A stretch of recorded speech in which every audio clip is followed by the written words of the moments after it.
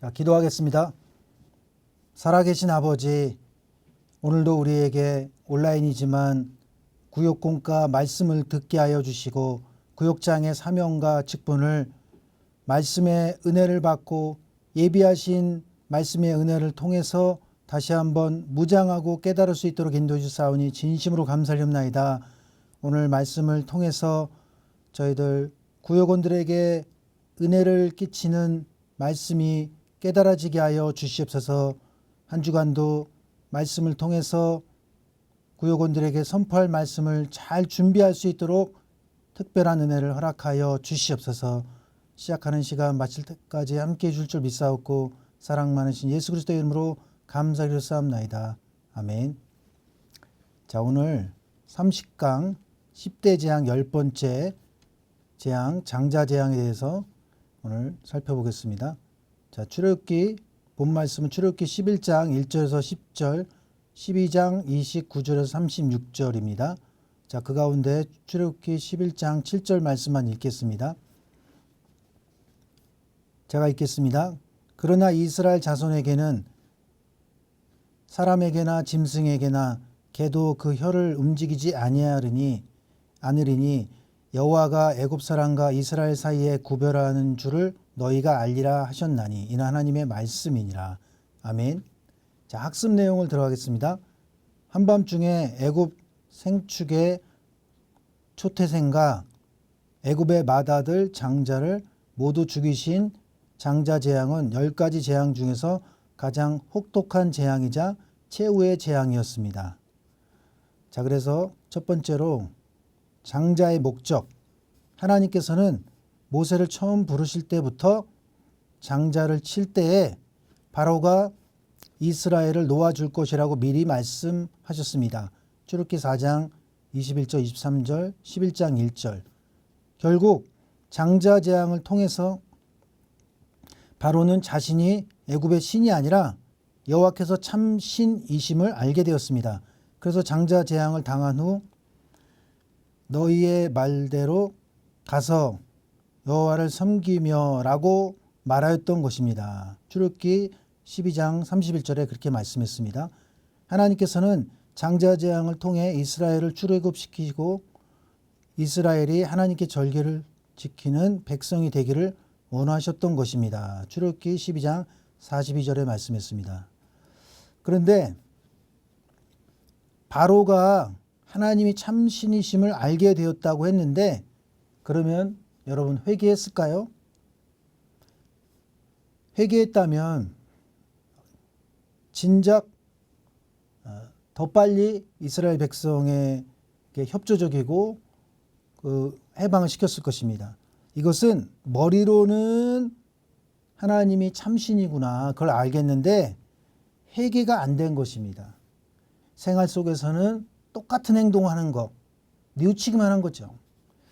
그래서 10대 재앙의 목적 중에 8권에 보면 애굽 백성이든 이스라엘 백성이든 10대 재앙을 통해서 하나님을 깨닫게 하는 것이다. 이렇게 8권에서 말씀했습니다. 출애굽기 7장 5절 보면 내가 내 손을 애굽 위에 펴서 이스라엘 자손을 그 땅에서 인도하여 낼 때에야 애굽 사람이 나를 여호와인 줄 알리라 하시매. 또 출애굽기 6장 7절에서도 너희로 내 백성을 삼고 나는 너희 하나님이 되리니 나는 애굽 사람의 무거운 짐 밑에서 너희를 빼어낸 너희 하나님 여호와인 줄 너희가 알지라. 그러니까 10대 재앙을 통해서 애굽 백성뿐만 아니라 이스라엘 백성도 똑같이 당했던 10대 재앙이 있었기 때문에 10대 재앙의 그 내용을 통해서도 이스라엘 백성이 정말 하나님이 살아계시는구나 그거를 깨닫기를 원했고 또 깨닫게 되리라 이렇게 말씀해 주신 것입니다. 자, 큰 두 번째로 재앙의 시작과 날짜를 살펴보겠습니다. 하나님께서는 모세로 하여금 장자 재앙을 예고하게 하셨습니다. 출애굽기 11장 1절 4절 8절. 그리고 하나님께서 직접 시행하셨습니다. 출애굽기 12장 29절. 밤중에 여호와께서 애굽 땅에서 모든 처음 난 것을 다 치심해 이렇게 말씀했습니다. 하나님께서는 3일 동안의 흑암 재앙이 끝나고 1월 15일이 시작되는 목요일 밤에 장자 재앙을 일으키셨습니다. 출애굽기 11장 4절, 12장 29절. 자, 세 번째, 재앙의 결과.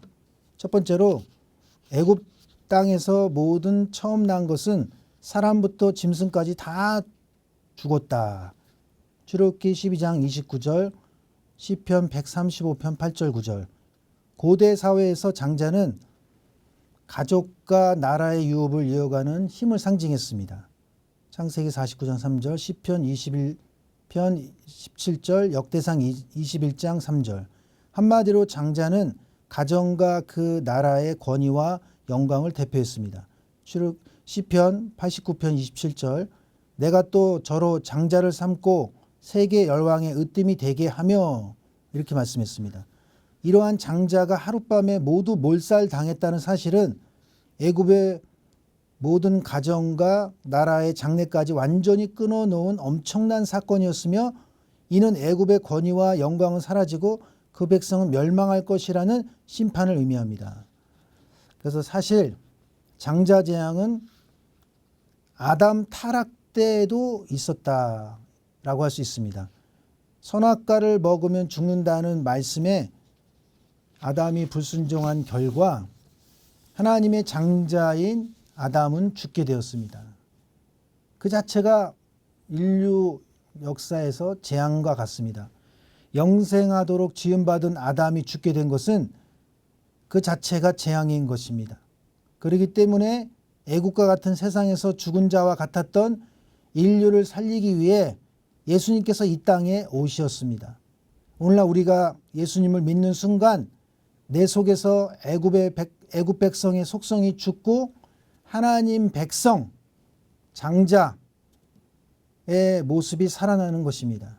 두 번째 작은 2번, 그 밤에 바로와 그 모든 신하와 모든 애굽 사람이 일어났다. 출애굽기 12장 30절에 말씀했습니다. 출애굽기 12장 30절에서는 일어났다라는 표현이 있는데 히브리어로 쿰에서 유래한 말로 공경하다, 경배하다, 경의를 표하다라는 의미로도 쓰였습니다.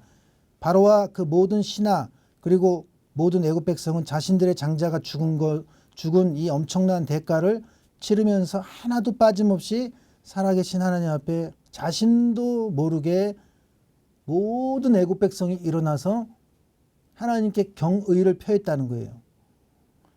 사실 엄격하게 보면 이스라엘 백성도 바로의 군대가 다 죽고 애굽에서 완전히 해방되었을 때 홍해바다에 애굽 군인들이 둥둥둥둥 떠 있는 걸 보고서 그때야 비로소 살아계신 하나님을 믿었더라, 이렇게 성경에서 말씀하고 있습니다. 출애굽기 14장 30절 31절 보면 그날에 여호와께서 이같이 이스라엘을 애굽 사람의 손에서 구원하심에 이스라엘이 바닷가에 애굽 사람의 시체를 보았더라. 이스라엘이 여호와께서 애굽 사람들에게 베푸신 큰 은혜를 보았으므로 백성이 여호와를 경외하며 여호와와 그 종 모세를 믿었더라, 이렇게 말씀했습니다. 그러니까 엄격하게 따지면 애굽 백성이나 이스라엘 백성이나 사실은 그렇게 크게 차이가 날 정도로 깨닫지 못한 부분이 있다는 거예요. 그러나 의인과 악인을 나누는 기준은 하나님 주권, 하나님 마음이었습니다. 로마서 9장 13절 볼 때 기록된 바 내가 야곱은 사랑하고 에서는 미워하였다 하신 것 같으니라. 하나님 마음이에요. 우리가 이렇게 신앙생활하는 것도 하나님 주권 속에 끝까지 남는 자가 되는 것도 사실은 하나님 예정 속에 주권 속에 허락된 것입니다. 그렇다고 어차피 예정 안 될 수도 있으니까 마음대로 살자가 아니라 어떤 사람에게는 끝까지 남기 위해 마음의 각오를 다지고 몸부림치고 또 기도해야지만 남는 자가 될 수가 있어요. 기도해야지만 나갔다가도 돌아오는 사람이 있다는 거예요. 그래서 그 마음까지, 태도까지, 기도까지 하나님은 예정해 놓으셨다는 것입니다.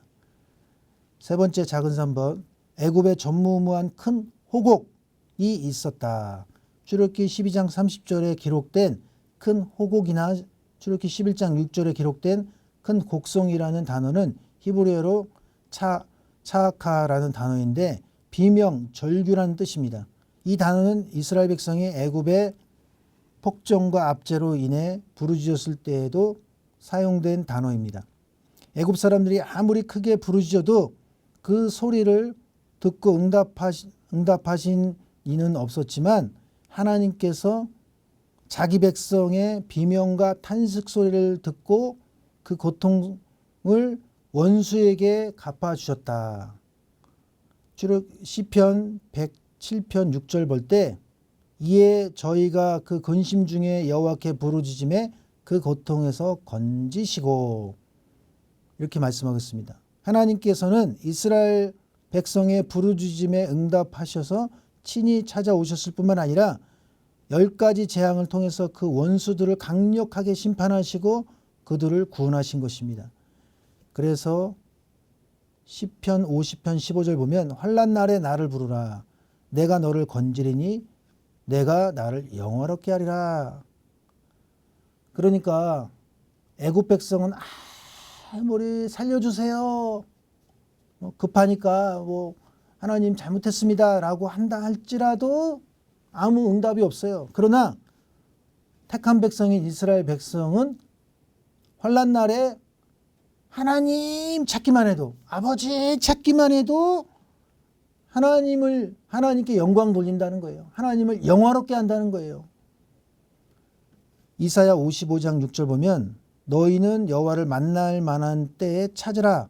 가까이 계실 때에 그를 부르라. 하나님을 찾기만 해도, 부르짖기만 해도, 부르기만 해도 하나님이 만나 주신다는 거예요. 결국 바로는 그 밤에 모세와 아론을 부르고 그 앞에서 완전히 항복하였습니다. 출애굽기 12장 31절 32절. 그리고 이스라엘 민족을 더 이상 노예 집단으로 보지 않고 국가로 인정하였다. 대단한 거죠.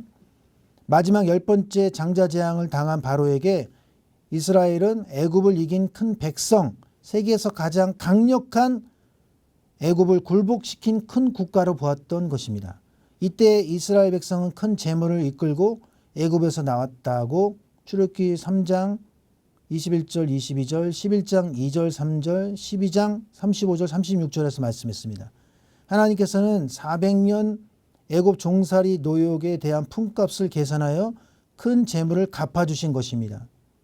그리고 이 큰 재물은 광야에서 성막 건축에 사용되었다고 출애굽기 38장 24절 26절에 말씀하고 있습니다. 그렇다면 이스라엘 백성과 애굽 백성이 서로를 바라보는 차이가 뭐냐? 두 가지로 말씀드리면 앞에서 설명드린 걸 정리하겠습니다. 첫째는 애굽 백성은 이스라엘 백성을 존경하고 높였다. 출애굽기 12장 36절. 여호와께서 애굽 사람으로 백성에게 은혜를 입히게 하사 그들의 구하는 대로 주게 하심으로 그들이 애굽 사람의 물품을 취하였더라.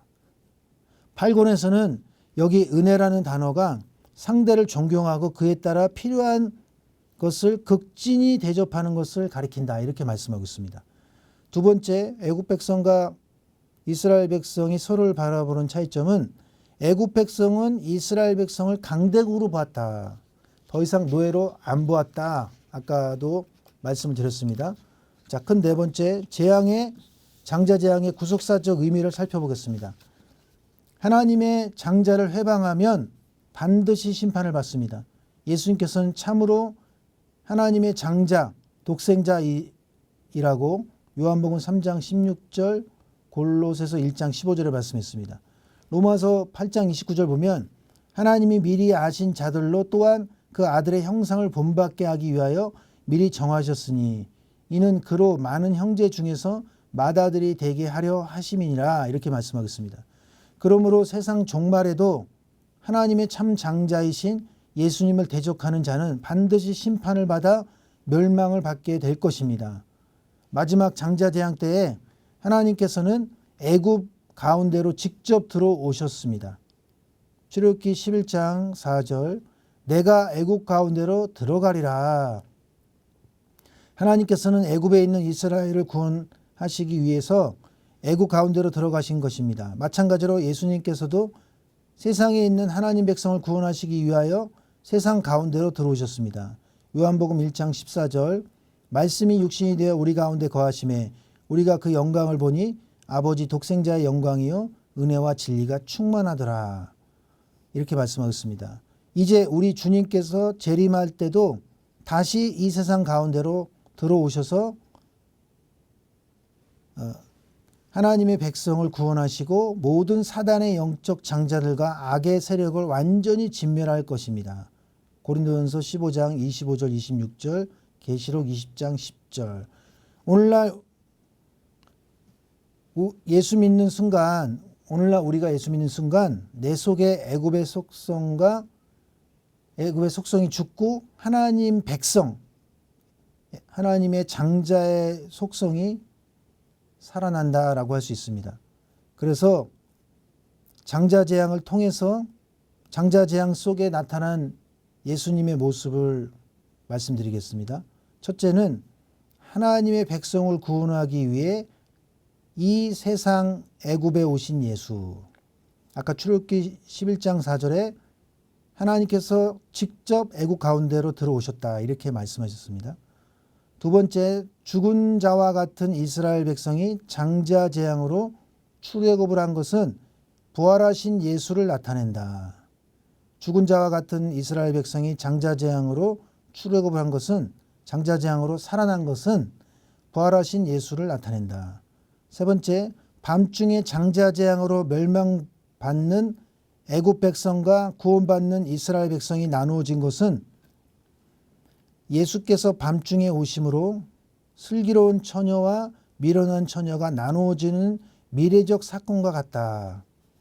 세 번째 다시 읽어드리겠습니다. 밤중에 장자재앙으로 멸망받는 애굽 백성과 구원받는 이스라엘 백성이 나눠진 것은 예수께서 밤중에 오심으로 슬기로운 처녀와 미련한 처녀가 나누어지는 미래적인 사건과 같다. 이제 적용을 살펴보겠습니다. 하나님은 이스라엘 백성의 탄식을 들으시고 응답하셔서 큰 재물을 이끌고 나오게 하셨습니다. 우리의 신앙생활 중에도 이러한 기도의 체험이 있다면 서로 나누어 봅시다. 그래서 구역원들과 함께 적용을 나누어 보시고 이 시간 기도하고 마치겠습니다. 기도하기 전에 광고 먼저 말씀드리겠습니다. 여성교회 구역장 공과 광고입니다. 자, 먼저 식당 봉사 안내입니다. 7대 10대 교구 7월 28일 월요일 엘림 10명 오전 9시 30분 6대 7월 31일 목요일 마르다 10명 오전 10시 18대 21대 8월 3일 주일 마르다 20명 9시 30분 16대 8월 3일 주일 엘림 12명 오전 9시 30분 8대 22대 8월 10일 주일 마르다 20명 오전 9시 30분 5대 11대 8월 10일 주일 엘림 12명 오전 9시 30분 식당 봉사 시 흰색 상의, 고무장갑, 속장갑, 마스크를 꼭 지참해 주시고 시간에 맞춰 식당에 도착해 주시기 바랍니다. 두 번째 광고입니다.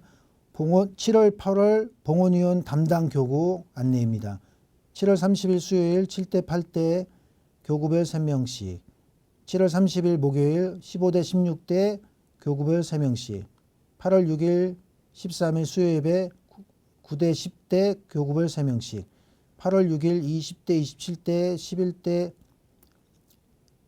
수요예배 11대 12대 교구별 3명씩 8월 7일 14일 목요예배 17대 18대 교구별 3명씩 8월 7일 21일 28일 목요예배 19대 20대 교구별 3명씩 봉헌위원 시 머리를 단정히 묶고 검정 바지, 앞이 막힌 검정 신발을 착용해 주시기 바랍니다.